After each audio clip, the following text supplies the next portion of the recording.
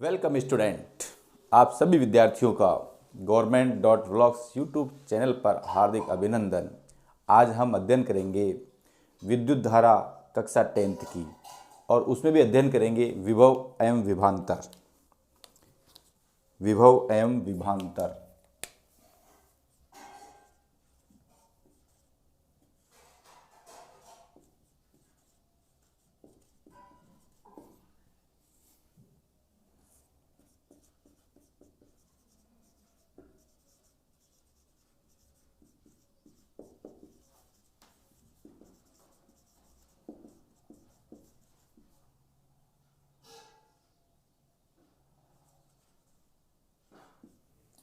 तो today study about potential and potential difference. विद्यार्थियों, ये जानकर आपको अचरज होगा कि विभव और विभवांतर की कोई वास्तविक परिभाषा नहीं है, केवल उनमें एक जुगाड़ किया गया है। और वो जुगाड़ ये है कि यदि कोई क्यों आवेश है, इस क्यों आवेश के कारण मान लो कि ये विद्युत क्षेत्र उत्पन्न हो रहा है। देखो, प्रत्येक आवेश अपने चारों तरफ एक विद्युत क्षेत्र उत्पन्न करता है। उदाहरण के लिए, अभी मैं आपसे क्लास ले रहा हूँ, मेरी आवाज़ जहाँ तक जाएगी वो मेरी आवाज़ का क्षेत्र होगा।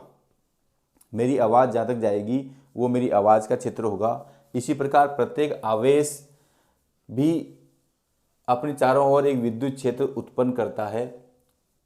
अब मान लो कि इस आवेश को मैं इस क्षेत्र से बाहर रखूं तो ये आवेश इस आवेश पर कोई बल नहीं दिखाएगा, और जैसे ही इस क्षेत्र में किसी आवेश को रखूंगा तो ये आवेश उस आवेश पर अपना बल दिखाएगा, जिसे हमने कूलाम नियम में बहुत अच्छी तरह से आगे क्लासों में पढ़ेंगे।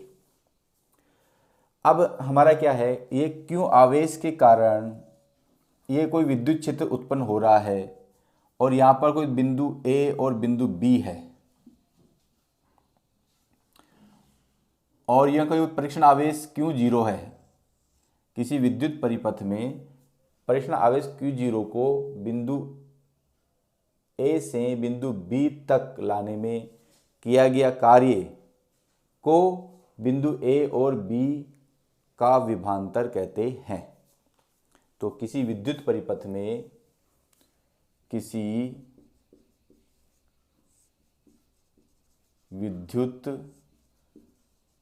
में एकांक धनावेश को बिंदु A से बिंदु B तक लाने में किया गया कार्य को बिंदु A वह B का विभवांतर कहते हैं।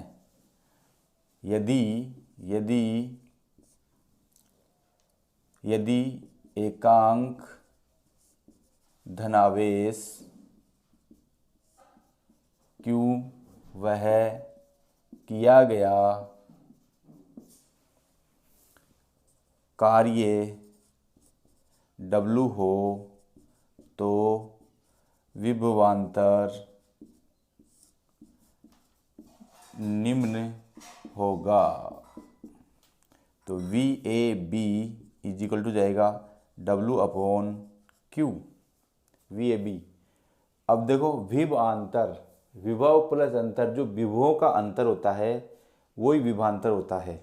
जो विभव का अंतर होता है, देखो विभवांतर की परिभाषा हम ये भी दे सकते हैं, दो बिंदुओं के मध्य विभव के अंतर को विभवांतर कहते हैं।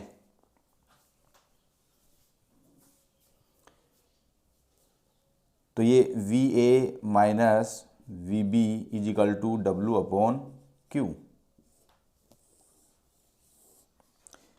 ये आपका समीकरण नंबर 1 आ गया।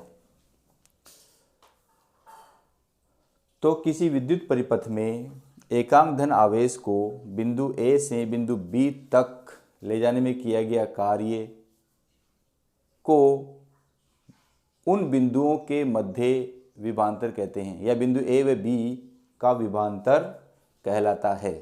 यदि मान लो एकांक धनावेश आपका Q हो और किया गया कार्य W हो, तो विभवांतर क्या हो जाएगा, VAB = W/Q। अब आप इसका स्क्रीनशॉट ले सकते हैं।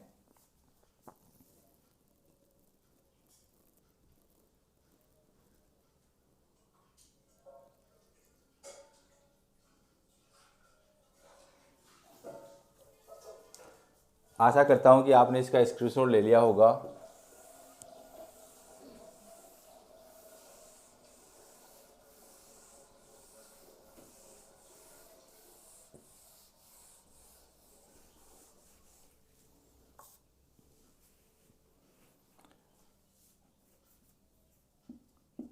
देखो, ये कोई आपका बिंदु अनंत से है, अनंत से हम प्रश्न आवेश बिंदु ए से बी तक, अनंत से किसी प्रश्न आवेश Q0 को बिंदु ए से बी तक लाने में किया गया कार्य इन बिंदुओं के मध्य विभवांतर होता है। ये अपने पढ़ा।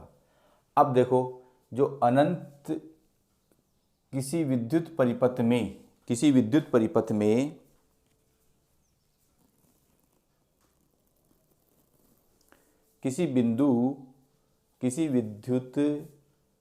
किसी आवेश के कारण जो विद्युत क्षेत्र है उसे अनंत से किसी बिंदु पर विभव का जो मान होता है वो उस बिंदु पर विभव कहलाता है। तो परिभाषा हो जाएगी, किसी बिंदु पर विभव, किसी बिंदु पर विभव, किसी बिंदु पर विभव अनंत से एकांक, किसी बिंदु पर विभव अनंत से एकांक धनावेश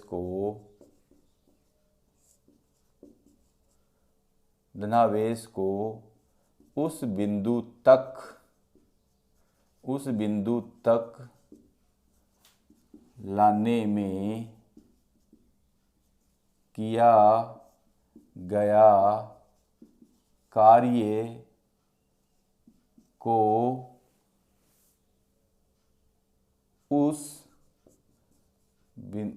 किया गया कार्य विभव कहलाता है। किया गया कार्य विभव कहलाता है। अभी देखो, हमने दो बिंदुओं के मध्य विभवांतर देखा था, VA - VB = W/Q। अब देखो, यहाँ पर जो बिंदु B है वो अनंत है, तो VA - V अनंत अपॉन Q। अब देखो, अनंत पर जो विभव होता है, V अनंत पर विभव का मान क्या होता है, 0। अनंत पर विभव का मान होता है 0, तो VA - 0 = W/Q, क्योंकि अनंत पर विभव 0 होता है।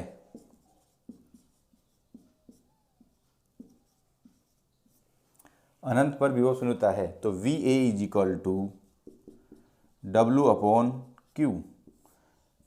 वैसे देखो, विभव की कोई परमानेंट परिभाषा नहीं है, हम विभवांतर की सहायता से ही विभव की परिभाषा को परिभाषित करते हैं। किसी बिंदु पर विभव अनंत से एकांक धन आवेश को उस बिंदु तक लाने में किया गया कार्य विभव कहलाता है।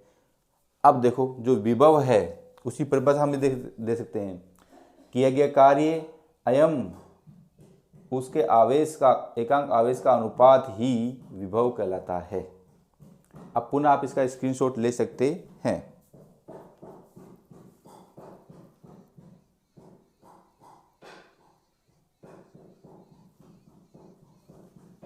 आशा करता हूं कि आपने स्क्रीनशॉट ले लिया होगा। अब विभव और विभवांतर की इकाई,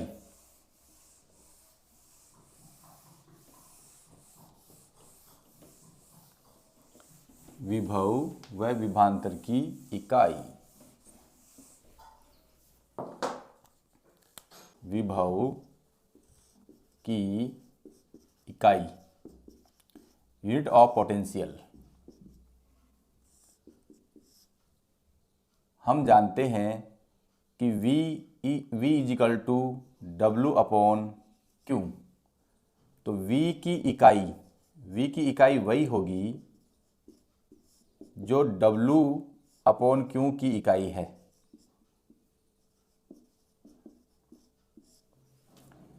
देखो W क्या है, किया गया कार्य है, और कार्य हम जूल में नापते हैं, आवेश को कूलाम में नापते हैं। तो इसकी विभव की इकाई हो जाएगी जूल प्रति कूलाम, और जूल प्रति कूलाम को ही हम वोल्ट कहते हैं। जूल प्रति कूलाम को क्या कहते हैं? वोल्ट। तो विभव की इकाई क्या होगी? वोल्ट या जूल प्रति कूलाम। विभव की इकाई या तो जूल प्रति कूलाम कह दीजिए, और हम ये जानते हैं कि जूल प्रति कूलाम को ही हम वोल्ट कहते हैं। अब यदि मैं 1 वोल्ट बराबर क्या हो जाएगा? जूल बटे कूलाम। यदि यहाँ पर भी 1 वोल्ट लगा दूँ, यहाँ पर भी 1 लगा दूँ, यहाँ पर भी 1 लगा दूँ। अब हम देखो यहाँ पर परिभाषा करेंगे 1 वोल्ट को। 1 वोल्ट की परिभाषा, 1 वोल्ट की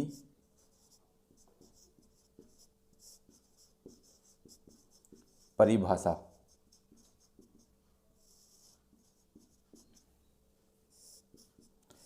कई बार परीक्षा में पूछा जाता है कि 1 वोल्ट को परिभाषित कीजिए, तो हम कैसे देंगे? किसी विद्युत परिपथ में 1 कूलाम आवेश को एक बिंदु से दूसरे बिंदु तक ले जाने में किया गया कार्य 1 जूल हो तो दूसरे बिंदु पर विभव 1 वोल्ट होगा। तो आप ये परिभाषा लिख लीजिए। किसी विद्युत परिपथ में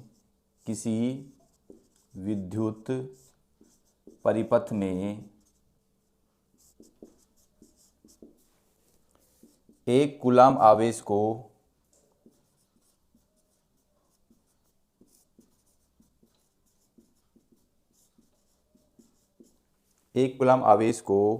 एक बिंदु से दूसरे बिंदु तक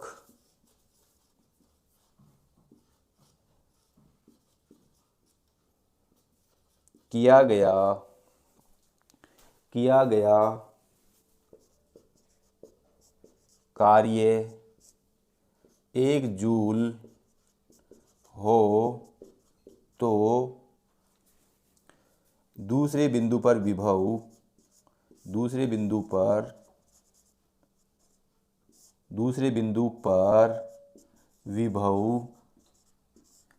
1 वोल्ट होता है। अब आप देखिए,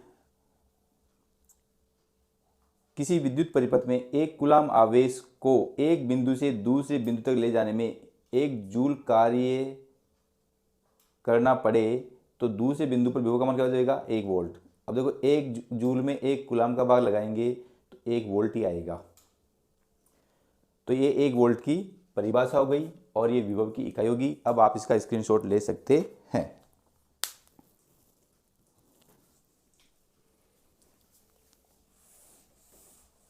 अब जो इसमें नेक्स्ट आता है विभव का मापन।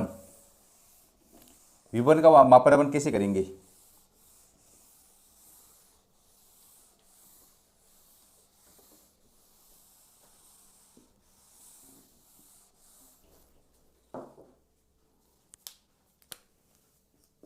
विभव का मापन, मेजरमेंट ऑफ पोटेंशियल। देखो, हमें किसी भी परिपथ में विभव का मापन करना है। जैसे मान लो कि ये आपका कोई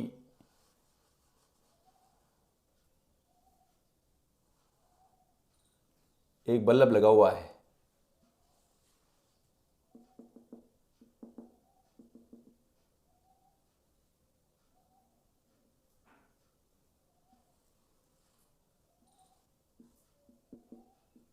अब इस बल्ब में कितना विभव आ रहा है, इसे ज्ञात करने के लिए इस बल्ब के समांतर क्रम में हम वोल्टमीटर लगाते हैं।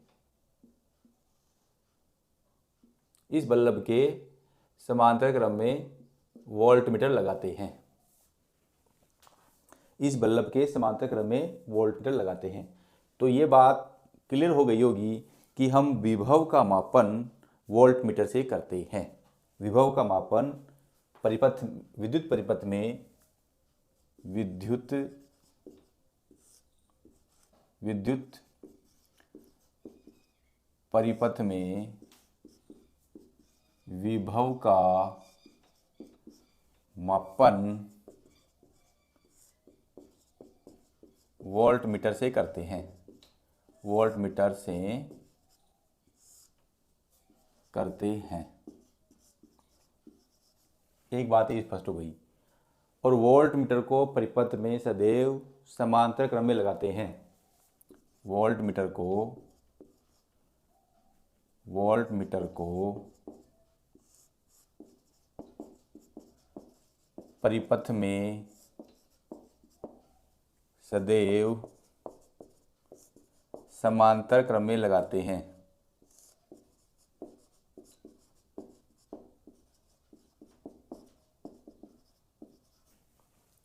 तीसरी बात, एक आदर्श वोल्टमीटर का प्रतिरोध अनंत होता है। आदर्श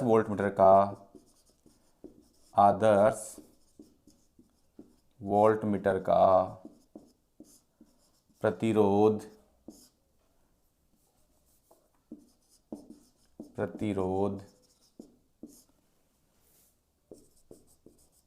अनंत होता है।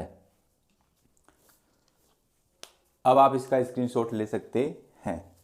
आदर्श वोल्टमीटर का प्रतिरोध अनंत होता है। आशा करता हूं कि आपने स्क्रीनशॉट ले लिया होगा।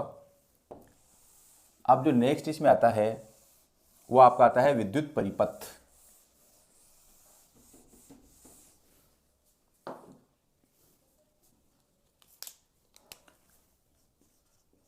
विद्युत परिपथ, इलेक्ट्रिक सर्किट।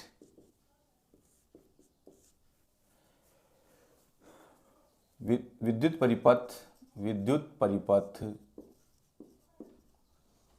परिपथ एक बंद संवहन पथ होता है जिसमें एक विद्युत ऊर्जा स्रोत जैसे बैटरी या सेल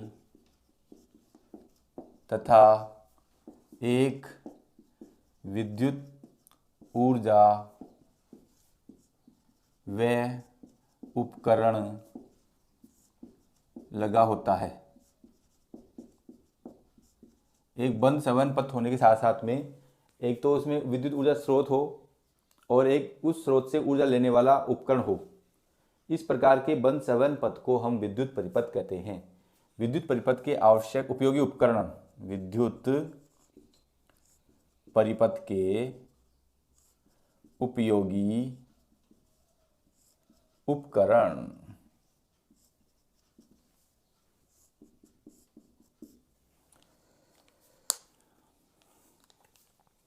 देखो, पहला है प्रतिरोध।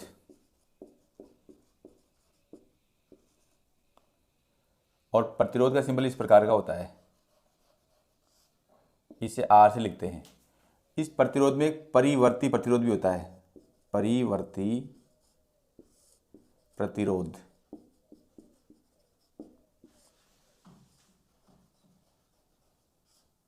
जिसमें तीर का निशान लगा होता है, या इसे हम धारा नियंत्रक भी बोल सकते हैं।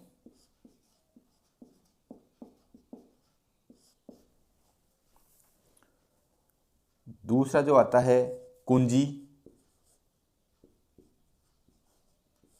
ये कुंजी दो प्रकार की होती है, खुली कुंजी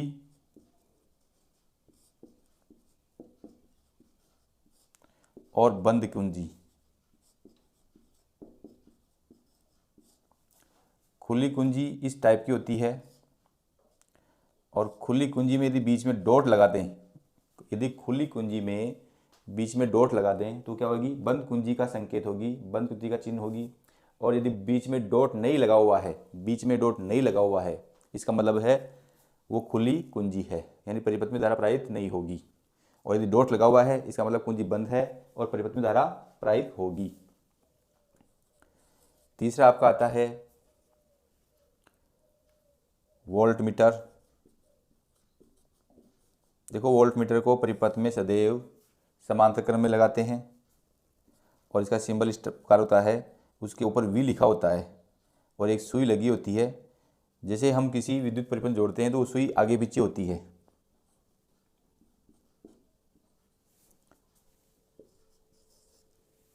ये बात अपनी स्पष्ट हो चुकी है कि वोल्ट मीटर को विद्युत परिपथ में समांतर क्रम में लगाते हैं, और एक आदर्श वोल्ट मीटर का प्रतिरोध अनंत होता है।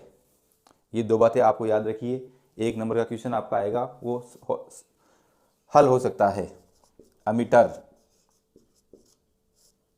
अमीटर में ए आता है और वोल्ट मीटर में वी आता है।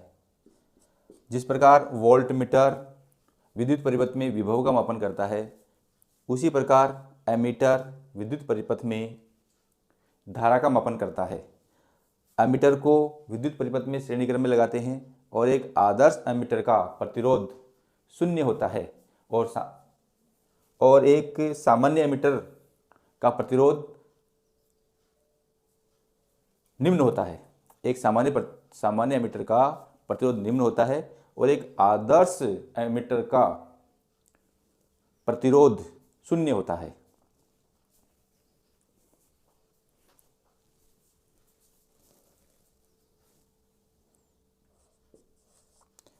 बल्ब, आपका बल्ब इस प्रकार होता है।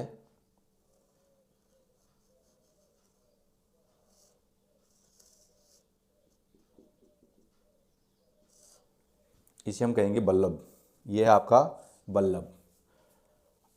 अब आप इसका स्क्रीनशॉट ले सकते हैं।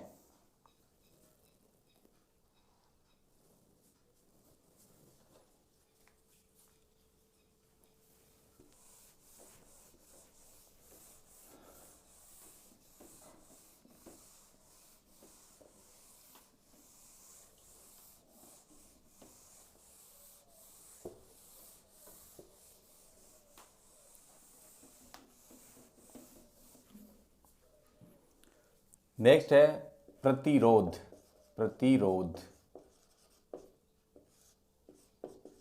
रेजिस्टेंस।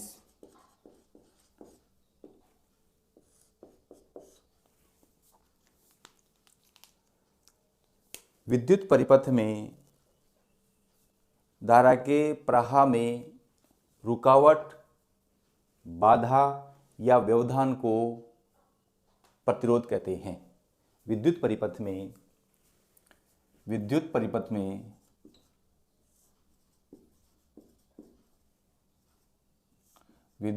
में धारा के मार्ग में रुकावट या बाधा या व्यवधान को प्रतिरोध कहते हैं।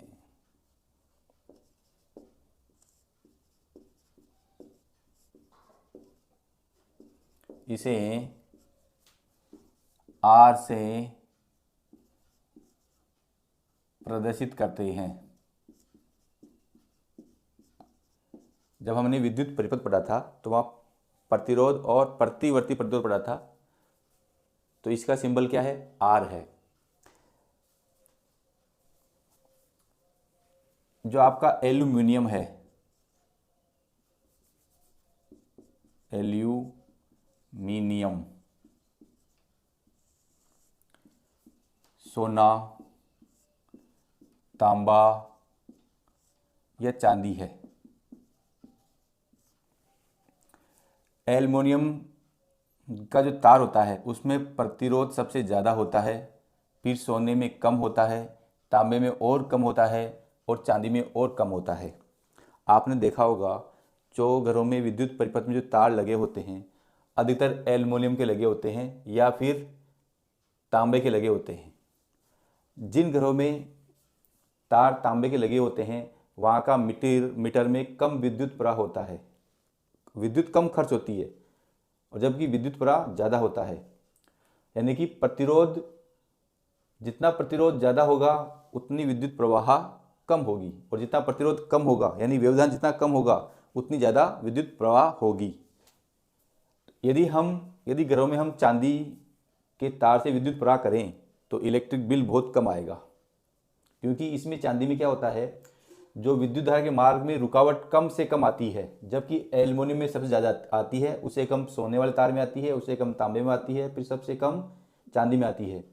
तो एल्युमिनियम का प्रतिरोध ज़्यादा होता है और चांदी का प्रतिरोध कम होता है, परंतु चांदी सबसे ज़्यादा सुचालक होती है और एल्युमिनियम सबसे कम सुचालक होता है। तो यहाँ पर हम निष्कर्ष लिख सकते हैं, निष्कर्ष एल्युमिनियम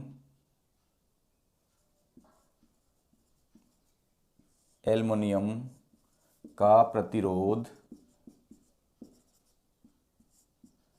अधिक वह चांदी का कम होता है। दूसरा हम लिख सकते हैं, चांदी विद्युत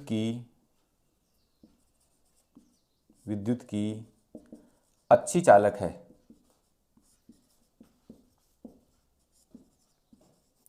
फिर चांदी के बाद में तांबा आएगा, तांबा के बाद में सोना और सोना के बाद में एल्युमिनियम। यदि हम विद्युत परायत के लिए चांदी के तार या तांबे के तार का यूज करें तो हमारा विद्युत वेग कम आएगा, और एल्युमिनियम के तार से विद्युत वेग ज़्यादा आता है, परंतु ये जो चांदी और तांबा है कॉस्टली पड़ते हैं और एल्युमिनियम क्या है इनकी तुलना में सस्ता पड़ता है, इसलिए हम जो लाइटें लगी होती हैं इनमें अधिकतर एल्युमिनियम की तारों का ही यूज किया जाता है। अब आप इसका स्क्रीनशॉट ले सकते हैं। अब नेक्स्ट है प्रतिरोध की निर्भरता।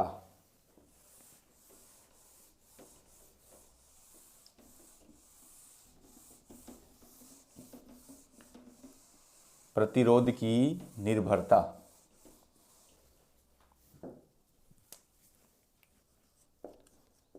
प्रतिरोध की निर्भरता।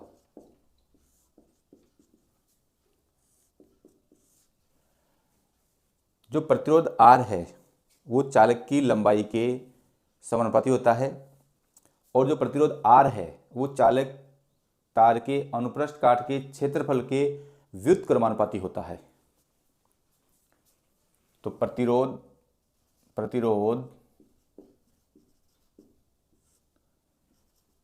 चालक तार की लंबाई के समानुपाती होता है। प्रतिरोध को हम R से लिखते हैं, लंबाई को यदि L है तो R अनुक्रमानुपाती L, ये आपका हो गया समीकरण नंबर 1। और दूसरा जो प्रतिरोध है वो अनुप्रस्थ काट क्षेत्रफल के व्युत्क्रमानुपाती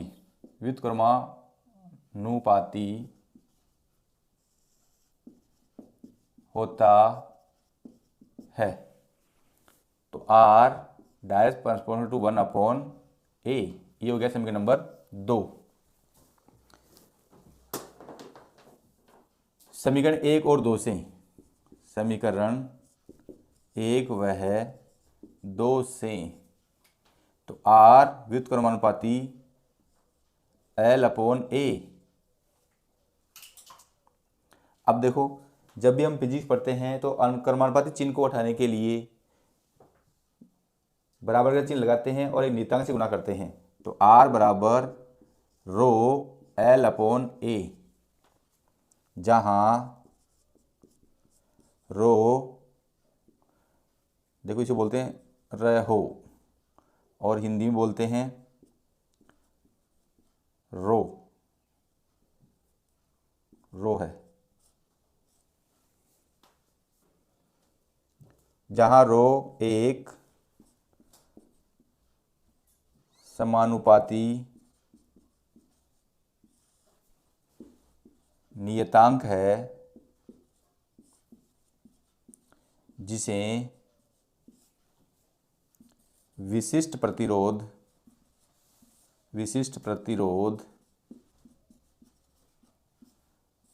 या प्रतिरोधकता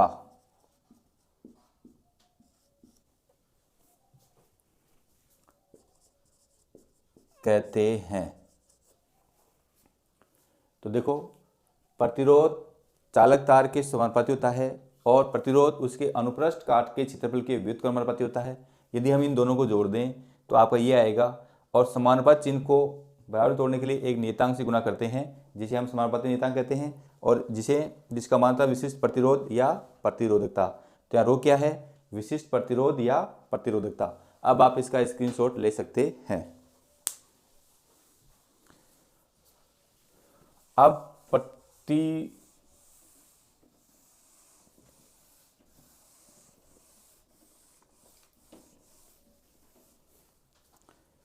यदि यहां से हम रो का वैल्यू निकालें तो रो इज इक्वल टू क्या जाएगी, RA अपॉन। अब देखो, इस समीकरण से हम रो का मान निकालेंगे तो रो इज इक्वल टू क्या जाएगा, RA upon L।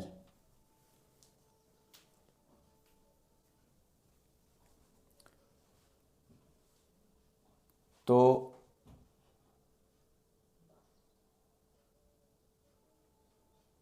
Row is equal to, देखो आर की क्या होती है, ओम। ओम को हम ये चिन्ह से लिखते हैं। अनुप्रस्थ काट कैसे लिखा जाएगा, मीटर स्क्वायर, और लंबाई मीटर। 1 मीटर से 1 मीटर कट जाएगा तो रो की इकाई हो जाएगी ओम इंटू मीटर या ओम इंटू मीटर। तो विशिष्ट प्रतिरोध की इकाई, विशिष्ट प्रतिरोध की इकाई या मात्रक ओम इंटू मीटर होता है, ओम इंटू मीटर होता है, ओम इंटू मीटर होता है। अब आप इसका स्क्रीनशॉट ले सकते हैं। इसके बाद हम नेक्स्ट पढ़ेंगे ओम का नियम। प्रतिरोध का मात्रक ओम होता है, ये आप याद रखिए।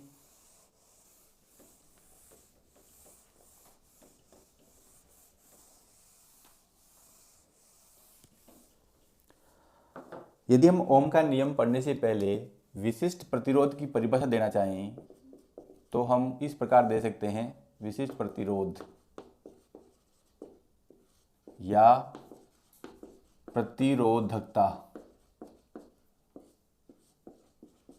हमने देखा रो इज इक्वल टू होता है RL अपॉन A।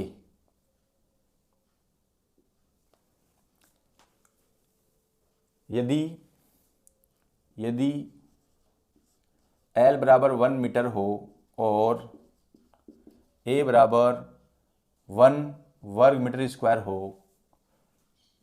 तो समीकरण 3 से रो इज इक्वल क्या जाएगा, R इंटू 1/1। तो रो बराबर क्या जाएगा, R, यानी कि जो प्रतिरोध है होता है वही क्या होता है, विशिष्ट प्रतिरोध होता है। तो अब इसे हम कैसे लिखेंगे? किसी 1 मीटर लंबा और 1 वर्ग मीटर अनुप्रस्थ काठ क्षेत्रफल वाले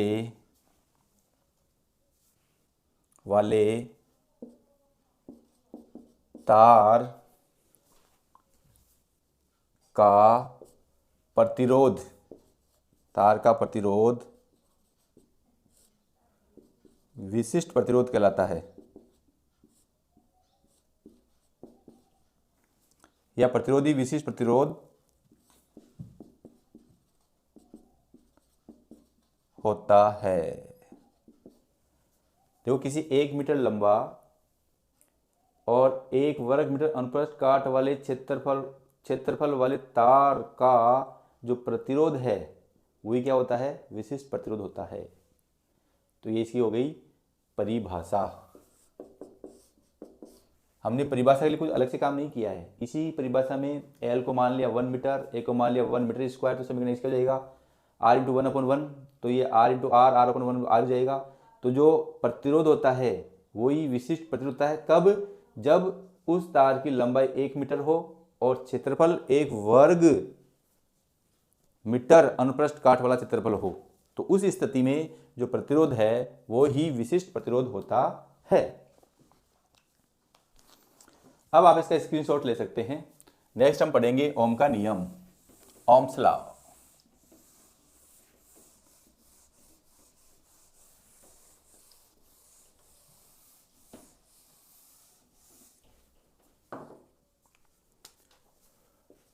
ओम का नियम।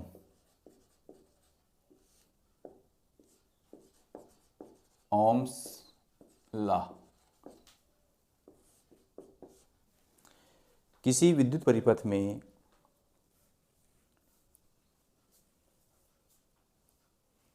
परिपथ में भौतिक अवस्थाएं स्थिर हो तो किसी चालक तार में प्रवाहित विद्युत धारा उस चालक तार के सिरों पर उत्पन्न विभवांतर के समानुपाती होती है।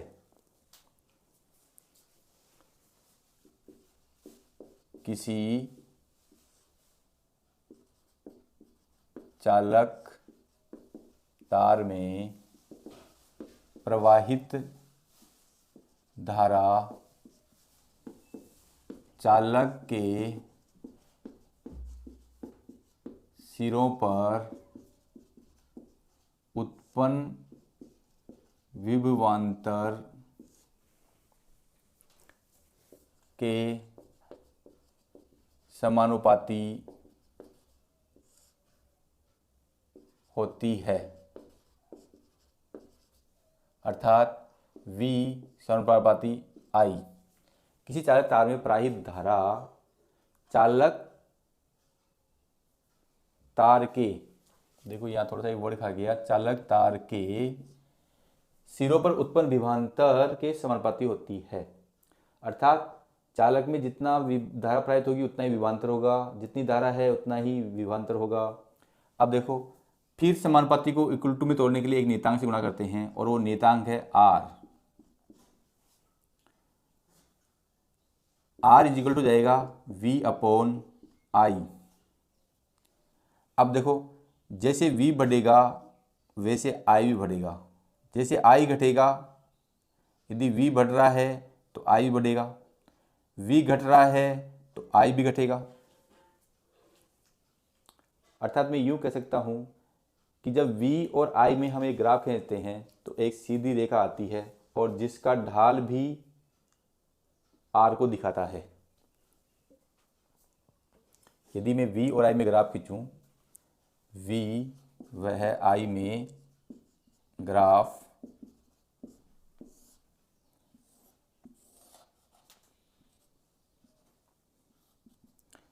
ये मान लो आपका I है और इधर V है, तो क्योंकि इन दोनों का अनुपात स्थिर रहता है तो ये एक सीधी रेखा आएगी। तो मान लो कि थीटा कोण पे झुकी हुई है, यहाँ पे कोई बिंदु P है, इससे इस पर लंब डालूंगा तो ये आ जाएगा M। तो यहाँ मैं इसका ढाल निकालूंगा, तो ढाल क्या होता है M क्या होता है टेन थीटा। अब टेन थीटा क्या होता है लंब बटावा आधार, लंब बटावा आधार। तो यहाँ लंब कितना है PM किसी तुल्य है VK और आधा किसी तुल्य I, तो V/I क्या आ गया। तो इसका जो आधा जो ढाल है वो भी R को दर्शाता है, जहाँ R एक समानुपाती नियतांक है जिसे चालक तार का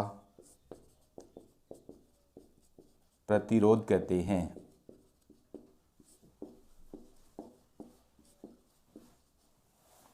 चालक तार का प्रतिरोध कहते हैं।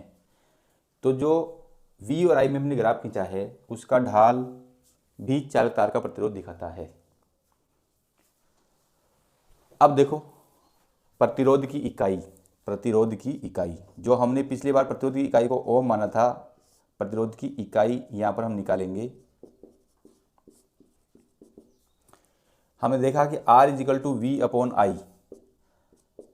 V क्या है विभवांतर को हम किससे मापते हैं वोल्टमीटर से, और वोल्टमीटर की इकाई क्या होती है वोल्ट। धारा किससे नापते हैं एमीटर से, एमीटर की क्या होती है एम्पियर। अब वोल्ट प्रति एम्पियर को ही हम ओम कहते हैं, वोल्ट प्रति एम्पियर को ही हम क्या कहते हैं ओम कहते हैं, वोल्ट प्रति एम्पियर को ही ओम कहते हैं।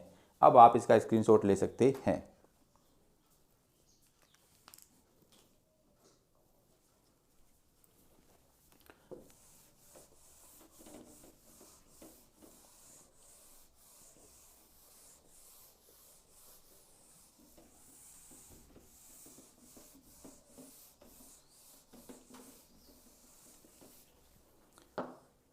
विद्यार्थियों हमने देखा कि ओम का जो मान है वोल्ट प्रति एम्पियर है।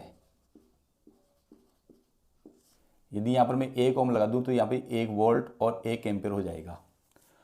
इससे हम ऐसा मैं क्यों लिख रहा हूँ, ऐसा मैं इसलिए लिख रहा हूँ कि मैं 1 ओम को परिभाषित करना चाह रहा हूँ। तो 1 ओम की परिभाषा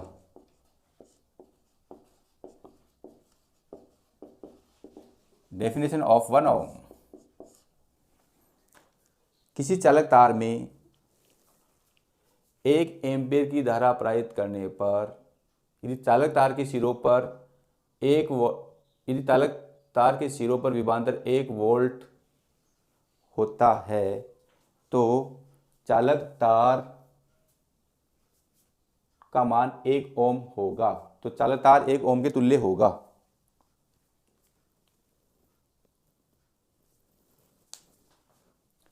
तो अब आप परिभाषा लिख दे, किसी चालक तार में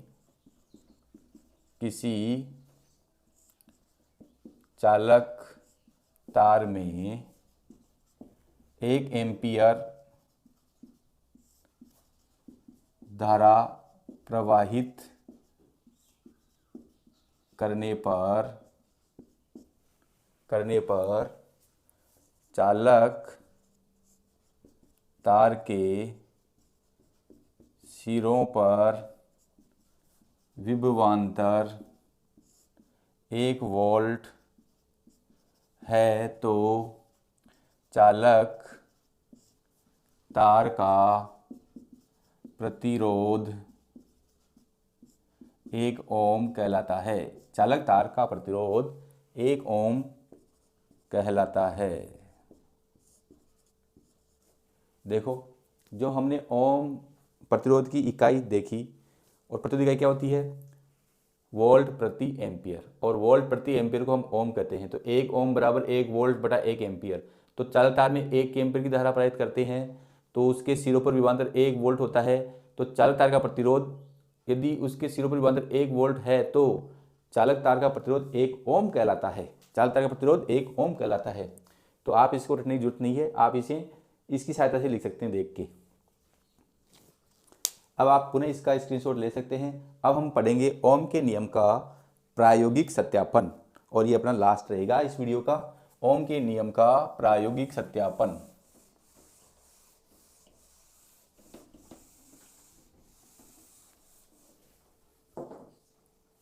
ओम के नियम का प्रायोगिक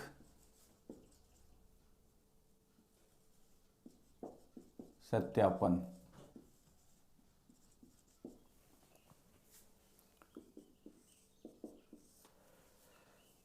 ओम के नियम का प्रायोगिक सत्यापन करने के लिए हम एक बंद परिपथ तैयार करते हैं। जैसे मान लिया कि यहाँ पर एक बैटरी लगी हुई है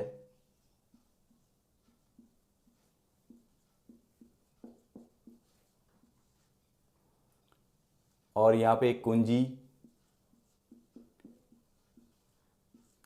बैटरी को हम B से प्रदर्शित करते हैं और कुंजी को K से, और यहाँ पे लगा हुआ है एक धारा नियंत्रक। ये हो गया धारा नियंत्रक, इसे रियोस्टेट भी बोलते हैं। देखो अभी हम जानते हैं कि अमीटर को परिपथ के श्रेणी क्रम में लगाते हैं, तो यहाँ मैं एक अमीटर लगा देता हूँ और वोल्ट मीटर को परिपथ के समांतर क्रम में लगाते हैं। देखो जो अपन ने पढ़ा इसका अब हम उपयोग कर रहे हैं। देखो ये रेखा ये रेखा समांतर है, तो वोल्ट मीटर को समांतर लगाया और इसको श्रेणी क्रम में लगाया, और इसके समांतर में एक प्रतिरोध लगा देते हैं। यह आपको जाएगा वोल्ट मीटर, और ये हो जाएगा आपका एमीटर, और ये हो जाएगा प्रतिरोध। इस प्रतिरोध में यदि यहाँ आई धारा प्रवाहित हो रही है तो इसमें भी यहाँ आई प्रवाहित होगी, इधर भी आपकी आई प्रवाहित होगी। ये सब में आई जाएगी, क्योंकि हम जानते हैं कि धारा धन सिरे से ऋण सिरे की ओर प्रवाहित होती है। अब देखो सत्यापन करने के तो हम क्या करेंगे, हम सबसे पहले परिपथ में खुली कुंजी रखते हैं। जैसे ही हम कुंजी लगाएंगे तो बैटरी से विद्युत प्रवाह होगा, एमीटर में विक्षेप आएगा और वोल्ट मीटर में भी विक्षेप आएगा। एमीटर हम जानते हैं कि धारा का मापन करता है, और हम जानते हैं कि वोल्ट मीटर विभव का मापन करता है। तो यहाँ पर के रीडिंग फर्स्ट हो जाएगी। जैसे मान लो कि ये 2 आया तो ये 4 आ जाएगा, राइट। अब यदि हम इनका आर निकालेंगे तो आर बराबर क्या होता है V/I, तो 4/2 बराबर 2।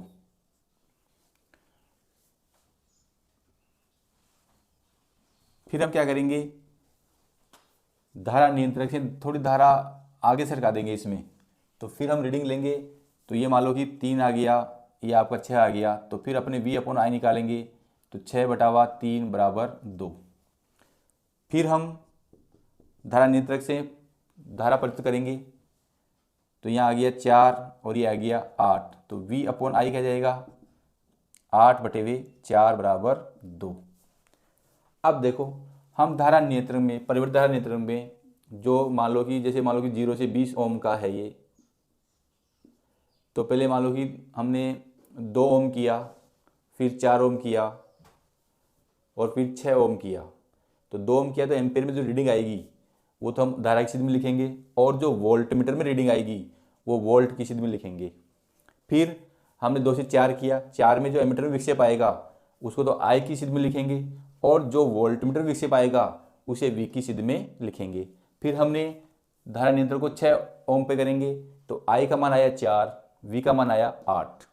यानी कि जब भी आई और वी के मान आएंगे तो हमारे V/I क्या रहेगा, कांस्टेंट रहेगा। ये प्रत्येक स्थिति में चाहे हम 20 ओम धारा नियंत्रण 20 ओम ले लेंगे तब भी ये क्या आएगा, V/I का जो अनुपात है वो 2 ही आएगा, 2 से अलग नहीं आएगा। तो हम ओम के नियम का प्रायोगिक सत्यापन करने के लिए ये उसका परिपथ चित्र है, कई बार एग्जाम में 1 नंबर में पूछता है कि ओम के नियम के प्रायोगिक सत्यापन का परिपथ चित्र बनाइए। तो आपको इस प्रकार बनाना है और प्रायोगिक सत्यापन करना है तो आप इस प्रकार कीजिए। तो ये जो तालिका है इसको मैं थोड़ा साफ साफ बना देता हूँ। तो इस प्रकार ये हो जाएगी।